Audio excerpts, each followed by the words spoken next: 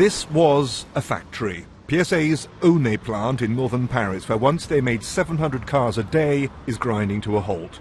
Of the 3,000 workers, today only a few hundred remain, angry and bitter. In a few months, they too will have left, victims of a collapsing market and bad decisions. Here at Aulnay, hope has gone. But at the top of PSA, they're making plans.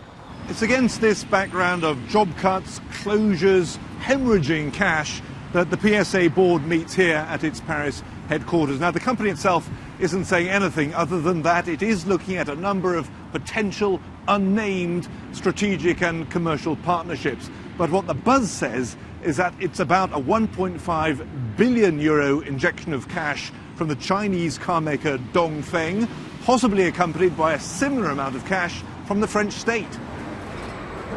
The logic is that PSA needs cash urgently in order to develop its manufacturing in the markets that it's neglected, that is, Asia, South America.